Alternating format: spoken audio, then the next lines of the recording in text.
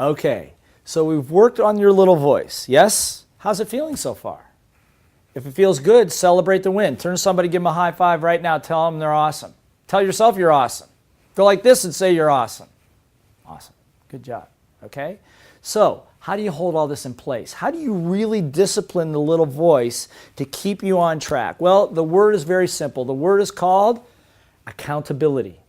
What is accountability? Accountability is when your thoughts, your emotions, your words, your actions all line up. In other words, what you say is what you think is what you do. Let me ask you a question. How do you feel about people that say one thing and do something else? That doesn't work. Have you ever done that yourself? I will be there tomorrow at 6 o'clock, no problem. And it becomes about 5:45 and you go, if I'm a few minutes late, no problem. Well, maybe a few minutes late is no problem, but you know what? In somebody else's mind that was counting on you to be accountable for that moment, in their mind, you sent a message that they weren't quite that important. Is that the message you want to deliver? I don't think so. So accountability is critical. And the reason accountability is critical is because, in fact, in business, if you can't be good for your word, nobody's going to trust you. Better yet, if you can't be accountable to yourself for the things you promise yourself, why would you even trust yourself? So part of little voice mastery is critical, is to be accountable. Now, how do you become accountable? Well, first of all, you got to keep stats. You've got to know your numbers. In other words, in sales, it's pretty simple. How many calls are you going to make? First of all, how many calls are you going to make? How many contacts are you going to make? How many appointments? How many demonstrations? How many proposals? Whatever the case might be. You set your forecast and you meet your forecast and you do what you need to do to be accountable.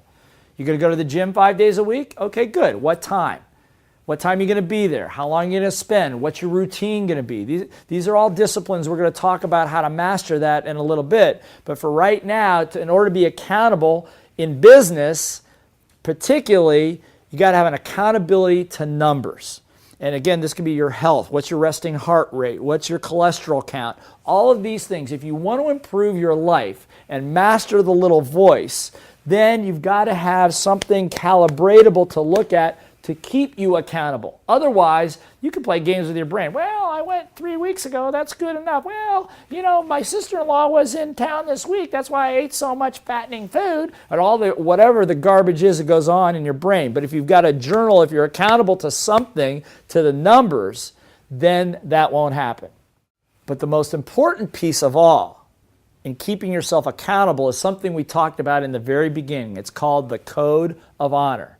In the next chapter, I'm going to show you how to do this and why it is absolutely the most critical tool to use to keep yourself accountable, your family accountable, your team accountable, and to create great results for yourself.